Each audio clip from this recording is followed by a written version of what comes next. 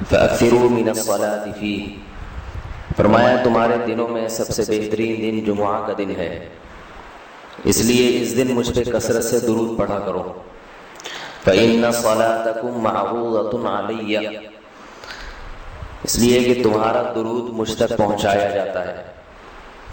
صحابی نے پوچھا یا رسول اللہ کیف تعرض علیک صلاتنا وقد ارمت، ہمارا درود آپ تک کیسے پہنچایا جائے گا جبکہ آپ جب دنیا سے جائیں گے قبر میں جسم آپ کا ختم ہو جائے گا تو ہمارا درود آپ تک کیسے پہنچے گا؟ تو آپ صلی اللہ علیہ وسلم نے فرمایا ان اللہ حرم علی الارض اجساد الانبیاء، اللہ تعالیٰ نے پیغمبروں کے جسموں پر زمین پر پیغمبروں کے جسموں کو حرام کر دیا۔ زمین کسی پیغمبر کے جسم کو کبھی ختم نہیں کرتی۔ تو یہ بھی امت کا اجماعی عقیدہ ہے کہ جتنے بھی انبیاء ہیں ان کے جسم بالکل سلامت رہتے ہیں۔ شہداء میں تو یہ بہت زیادہ مشاہدہ ہوتا ہے، بہت سارے شہداء کے جسم سلامت رہتے ہیں۔ تو ایک اور حدیث میں آپ صلی اللہ علیہ وسلم نے فرمایا من صلی علیہ صلاۃ صلی اللہ بہا عشرا، جس نے مجھ پر ایک دفعہ درود بھیجا۔ درود کہتے ہیں نبی صلی اللہ علیہ وسلم کے لیے اللہ تعالیٰ سے خصوصی رحمت کی دعا کرنا۔ ایک ہوتا ہے عام دعا، کسی کے لیے بھی رحمت، صلاۃ کہتے ہیں خصوصی رحمت جو اللہ اپنے خاص بندوں پہ کرتا ہے۔ اس لیے صلاۃ کا جو لفظ ہے نا، یہ درود اور صلاۃ یہ پیغمبر کے علاوہ کسی کے لیے جائز نہیں ہے، کیونکہ یہ صلاۃ خاص کس کے خاصہ ہے؟ یہ پیغمبروں کا۔ اس لیے ہم اللہم صلی علی محمد تو کہہ سکتے ہیں، لیکن یوں نہیں کہہ سکتے اللہم صلی علی فلان۔ تو وہ صلی جو ہے نا صلاۃ، یہ خاص قسم کی رحمتیں ہوتی ہیں جو اللہ پیغمبروں پر بھیجتے ہیں۔ تبھی قرآن میں آتا ہے اولئک علیہم صلوات من ربہم ورحمہ، کہ جو لوگ صبر کرتے ہیں ان پر اللہ کی خصوصی رحمتیں بھی ہیں اور رحمت بھی ہے۔ تو پتہ چلا صلاۃ اور رحمت میں فرق ہے۔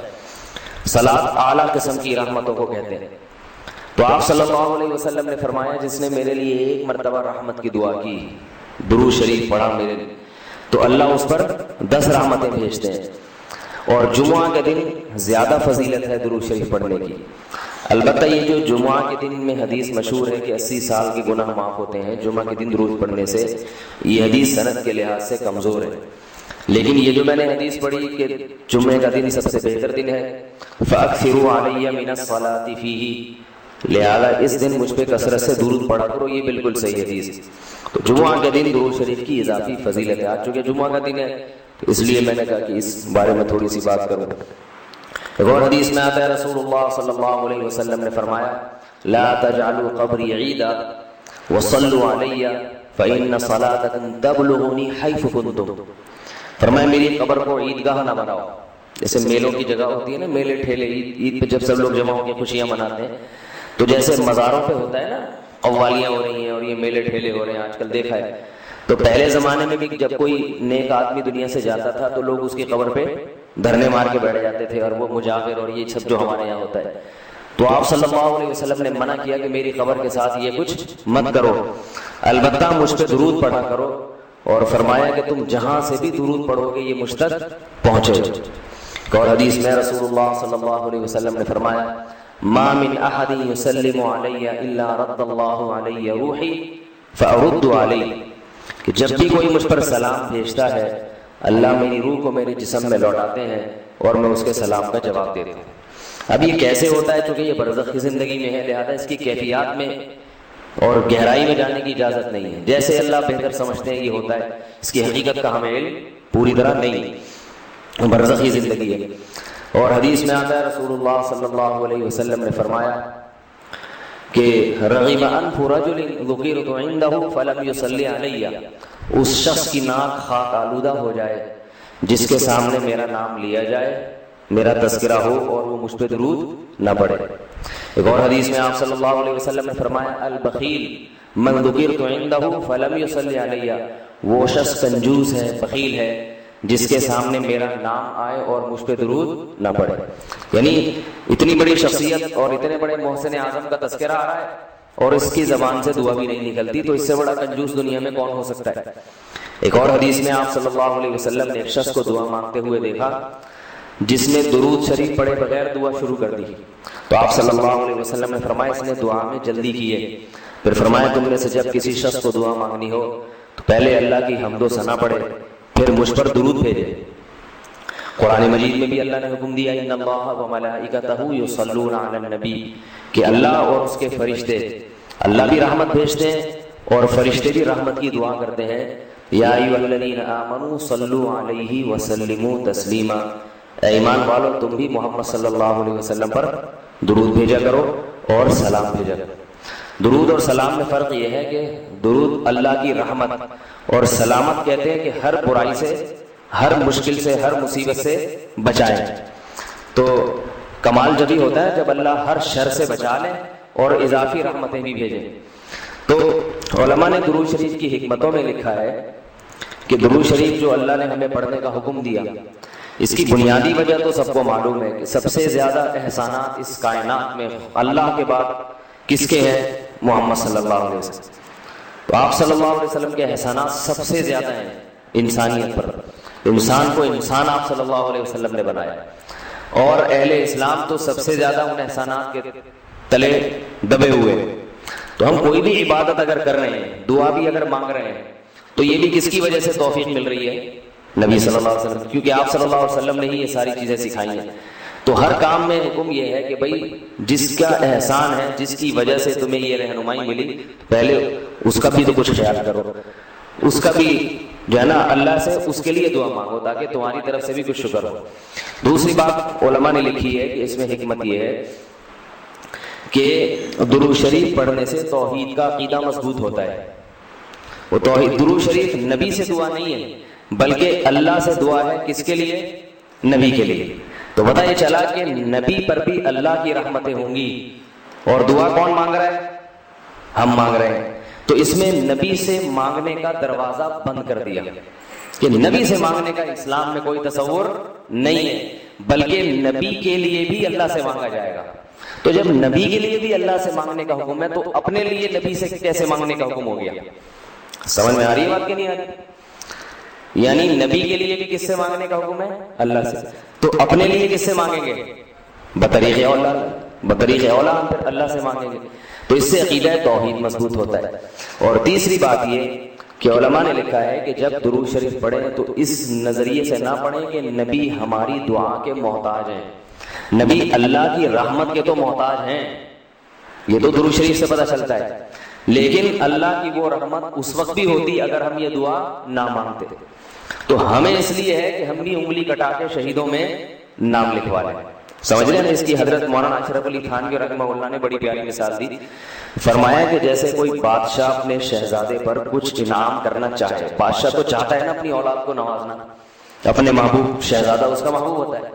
تو آپ اگر بادشاہ سے سفارش کر دیں کہ حضرت یہ تحفہ آپ اپنے شہزادے کو دے دیں یا یہ فلاں چیز اپنے شہزادے کو، تو بادشاہ تو پہلے بھی دے رہا ہے، لیکن آپ کے کہنے سے وہ اور خوش ہو جائے گا، اور خوش ہو جائے گا کہ بھئی دیکھو جو کام میں چاہتا تھا یہ بھی اسی کی درخواست کر رہا ہے. تو نتیجہ کیا نکلے گا؟ تھوڑا سا آپ کو بھی دے دے گا وہ. ٹھیک ہے نا کہ چلو یہ تم بھی منہ میٹھا کر لو اپنا، تم نے اتنا اچھا کام کیا. اور اگر آپ کسی کو حکم دیں اس کے دشمن پہ خرچ کرنے کا، آپ جا کے کہیں بھائی وہ تمہارا دشمن ہے، تمہارا دل چاہتا ہے اس کا گلا دبا دو، تو ایسا کرو اس کو ہدیے ودیے دیا کرو. تو کہہ گا میں اس کو گلا دبانا چاہتا ہوں اور تو ہدیے کی ترغیب دے رہا ہے تو میں تیرا بھی گلا دباؤں گا. تو دشمن پہ خرچ کرنے کا جب حکم دیا جاتا ہے تو اس سے سامنے والا غصے میں آتا ہے. دوست پہ خرچ کرنے کا، احسان کرنے کا جب آپ کسی کو کہیں گے تو وہ خوش ہوتا ہے. باپ کو اگر کہا جائے نا اپنے بچوں پہ اور کھلائے کریں، بڑی خوشی ہوتی ہے، تو باپ کا دل اور سینہ اور چوڑا ہو جائے گا. تو ایسے ہی اللہ تعالیٰ کو اپنے رسول صلی اللہ علیہ وسلم سے محبت ہے. اللہ تو خصوصی رحمتیں بھیجیں گے، لیکن ہم اگر اللہ سے درخواست کر دیں گے کہ اللہ تو خصوصی رحمتیں بھیج، تو اس میں تھوڑی سی ہماری بھی کیا ہو جائے گی؟ دخل اندازی ہو جائے گی. اللہ تو ویسے ہی کر رہا ہے، تو اللہ کہے گا چلو تو نے بھی سفارش کر دی تو ان پہ تو کر ہی نہ ہوں، یہ 10 رحمتیں تجھ پر بھی ہو جائیں گی. اور چوتھا فائدہ کیا ہے درود شریف پڑھنے کا؟ کہ انسان کے دل میں محمد صلی اللہ علیہ وسلم کی محبت بڑھتی ہے. انسان جس کے لیے دعا مانگتا ہے لاشعوری طور پہ، تو نبی صلی اللہ علیہ وسلم کی جتنی زیادہ محبت ہوگی اللہ کی خود بخود اتنی ہی زیادہ ہوگی، کیونکہ نبی سے محبت اللہ ہی کی وجہ سے ہوتی ہے، یہ الگ الگ چیز نہیں ہے. اللہ کے رسول ہے نا، اسی وجہ سے تو ہے. تو جتنی محبت بڑھے گی اللہ کی محبت اتنی زیادہ. اور پانچواں فائدہ کہ جتنی نبی کی محبت ہوگی، انسان کو جس سے محبت ہوتی ہے اس کی اتباع آسان ہوتی ہے، بغیر دلیل کے بھی مانتا چلا جاتا ہے. جس سے نفرت ہوتی ہے نا، اس سے ہر بات پہ دلیل، کیوں بھائی ایسا کیوں ہے. اور اگر محبت ہو تو وہ کوئی کام کا کہے تو سمجھ میں آئے نہ آئے، انسان کہتا ہے بس کر لو. صحابہ کرام کی محبت کے جو واقعات ہیں، حضرت انس رضی اللہ تعالی عنہ جب بھی کھانا پکتا تھا، اگر اس میں لوکی یا کدو پکتا تو کدو کے ٹکڑے تلاش کر کر کے کھاتے تھے. لوگوں نے پوچھا کیوں بھائی؟ فرماتے ہیں کہ میں نے رسول اللہ صلی اللہ علیہ وسلم کو دیکھا ہے کہ کدو شوق سے کھاتے تھے آپ. تو نبی سے محبت تھی، کدو سے محبت ہو گئی. حالانکہ یہ شریعت کا حکم نہیں ہے لوکی اور کدو سے محبت کرو گی، تو اپنی انسان کی اپنی رغبت ہوتی ہے، کسی کو کسی چیز سے، کسی کو کسی چیز سے. لیکن عشق کی انتہا ہوتی ہے تو انسان کو محبوب کی محبوب چیزوں سے بھی ہو جاتی ہے. تو ہمیں بھی اگر نبی صلی اللہ علیہ وسلم سے محبت ہوگی صلی اللہ علیہ وسلم، تو اگر کدو سے نہ بھی ہو تو کوئی اتنا مسئلہ نہیں ہے، لیکن فرائض واجبات سے تو ہو جائے گی نا، جو شریعت میں ضروری ہیں، جن کی آپ صلی اللہ علیہ وسلم نے بہت تاکید کی ہے، ان سے تو ہوگی نا کم از کم. محبت نہیں ہے تو ہر وقت بیٹھ کے لوچی کی تلاش، داڑھی تک نہیں رکھے گا. داڑھی کا سمجھاؤ تو بھائی کیوں بھائی، پھر یہ سمجھاؤ کہ بھئی آپ صلی اللہ علیہ وسلم کے اخلاق ایسے تھے، نہیں میری سمجھ میں نہیں آتے، ایسے کیسے اخلاق بنائے جا سکتے ہیں خادموں کے ساتھ. تو محبت ہو جاتی ہے تو سارے کام آسان ہو جاتے ہیں. تو درود شریف پڑھنے کا ایک فائدہ یہ بھی ہے. تو اس لیے ہمت کر کے علماء نے جو ایک نصاب بتاتے ہیں نا، روزانہ 100 دفعہ صبح 100 دفعہ شام. ویسے تو سب سے بہتر درود ابراہیمی ہے جو نماز میں ہم پڑھتے ہیں، آپ صلی اللہ علیہ وسلم نے سکھایا. یہ نہ ہو مشکل لگے تو اتنا کر لو صلی اللہ علیہ وسلم، صحیح ہے نا. یہ 100 دفعہ پڑھ لے کتنا ٹائم لگتا ہے اسے؟ صبح 100 دفعہ پڑھ لیا، 100 دفعہ شام کو پڑھ لیا. اور اگر پورا ہفتہ توفیق نہیں ملتی تو کم از کم جمعہ ہی کے دن پڑھ لے انسان. سمجھ رہے بات کو نہیں سمجھ رہے بھائی؟ غلط نہیں آ رہی. جمعہ کا دن پڑھ لے انسان، اس میں زیادہ فضیلت ہے. اور یہ جو درود شریف ہے نا، یہ صلی اللہ علیہ وسلم پورا پڑھنا چاہیے. میں کل بھی بیان میں کہا تھا نا، ساشے آ رہے ہیں ہر چیز کے. تو جیسے سلام کے ساشے نا، سلام کرنا ہو اتنی سی آواز آتی ہے بس. تو درود شریف بھی حضور صلی اللہ علیہ وسلم نے فرمایا. لوگ کیا کہتے ہیں؟ حضور صلی اللہ علیہ وسلم نے فرمایا. بھائی صلی اللہ علیہ وسلم بول دو پورا. لکھنے میں بھی علماء نے بیان کیا ہے کہ مجلس میں، کسی مجلس میں جب آپ صلی اللہ علیہ وسلم کا نام آئے تو کم از کم ایک دفعہ درود شریف پڑھنا واجب ہے. بار بار واجب نہیں ہے، بار بار افضل ہے. مجلس میں جب ایک دفعہ نام آیا تو پہلی دفعہ بہرحال واجب ہے، یا کم از کم ایک دفعہ اس مجلس میں. بار بار پڑھنا ضروری نہیں ہے، بہتر ہے. تو یا تو پڑھے نہیں، ایک دفعہ پڑھ لیا کافی ہے، لیکن پڑھے تو پھر ساشے نہ لے کر آئے. درود شریف کو بگاڑے نہیں، پورا ہونا چاہیے صلی اللہ علیہ وسلم. اور اگر آپ کو ڈر یہ ہے کہ نہیں بار بار پڑھنے سے میری زبان گھس جائے گی، نقصان ہوگا اور توانائی کم ہو جائے گی، روزہ زیادہ لگے گا، تو ایک ہی دفعہ پڑھ لے مگر طریقے سے پڑھ لے، ساشے نہ لے کر آئے صلی اللہ علیہ وسلم. اس طرح نہ کرے. اسی طرح لکھنے میں بھی آپ صلی اللہ علیہ وسلم کا جب نام آئے تو مجلس ایک ہے تو ایک دفعہ کہہ دے اپنی زبان سے. لکھنا واجب نہیں ہے، آپ صلی اللہ علیہ وسلم کے نام کے ساتھ درود شریف لکھنا واجب نہیں ہے، افضل ہے. تو یا تو اگر یہ ڈر ہے کہ میں نے لکھ دیا پورا نام تو میرا پین گھس جائے گا، سیاہی کا خرچہ زیادہ آئے گا، پیسے زیادہ بھرنے پڑیں گے مجھے، مہنگائی کا دور ہے، اتنی سیاہی میں افورڈ نہیں کر سکتا، تو پورا نام ہی نہ لکھے، یعنی درود شریف لکھے ہی. لیکن اگر لکھنا ہے تو چھوٹا سا سواد نہ ڈالے. سمجھ رہے بات؟ باقی ساری چیزیں پوری ہیں. یہ نہیں کہ والد محترم میں صرف واو لکھ دیا، ابا خود ہی سمجھ جائیں گے اب والد کی بات چل رہی ہے، ٹھیک ہے نا. زید کا نام آیا تو زے لکھ دیا. کبھی ہوتا ہے ایسے؟ ہوتا ہوگا شاید آپ کے یہاں. اور جتنی باتیں آ رہی ہیں صرف کچھ ساشے پیش کر دی، ایسا نہیں ہے. جب درود شریف لکھنے کی بات آتی ہے تو صرف چھوٹا سا سواد ڈال دیا. تو بھائی اتنی تکلیف اگر ہو رہی ہے تو نہ لکھو، کوئی فرض تھوڑی ہے. لیکن اگر لکھنا ہے تو احترام کا تقاضا کیا ہے؟ پورا نام لکھا جائے صلی اللہ علیہ وسلم. دیکھو حدیث کی اتنی بڑی بڑی کتابیں محدثین نے جو لکھی ہیں، کتنی بڑی بڑی کتابیں. جب بھی آپ صلی اللہ علیہ وسلم کا نام آئے گا تو محدثین پورا درود شریف لکھتے ہیں صلی اللہ علیہ وسلم. کسی حدیث کی کتاب میں، امام بخاری کی ہو، امام مسلم کی ہو، یا ابن ماجہ ہو، یا صحیح ستہ کی جتنی کتابیں اس کے علاوہ بھی ہیں، جب درود ہوگا تو پورا صلی اللہ علیہ وسلم ہوگا. تو لکھنے میں بھی اس کا اہتمام کرنا چاہیے، پورا نام لکھ دیا جائے. یہ جو میں کہہ رہا ہوں نا قلم گھس جائے گا اور یہ ہو جائے گا، یہ تو بخیل آدمی کے لیے. ورنہ کس قلم تھوڑی کھستا ہے، لکھنے پورا تحریر لکھ رہے ہو، جب بھی نام آئے صلی اللہ علیہ وسلم پورا لکھنا چاہیے۔ اللہ تعالیٰ عمل کی توفیق عطا فرمائے۔ ایک چھوٹی سی آخر میں بات سن لیں کہ آپ صلی اللہ علیہ وسلم کا جو لقب ہے نا، لوگ مختلف ناموں سے پکارتے ہیں۔ کوئی کہتا ہے حضور اکرم صلی اللہ علیہ وسلم نے فرمایا، یہ بھی ٹھیک ہے، آپ سب سے اکرم ہیں۔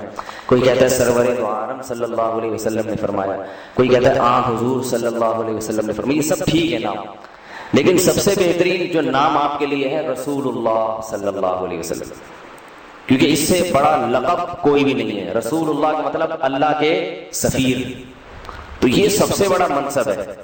اس لیے عام استعمال میں جو صحابہ کا بھی طریقہ تھا، نبی اللہ، صحابہ کیا کہتے تھے؟ نبی اللہ یا رسول اللہ۔ تو محدثین بھی جو لفظ آپ کے لیے استعمال کرتے ہیں رسول اللہ صلی اللہ علیہ وسلم یا نبی اللہ، تو عام استعمال میں یہ زیادہ بہتر ہے۔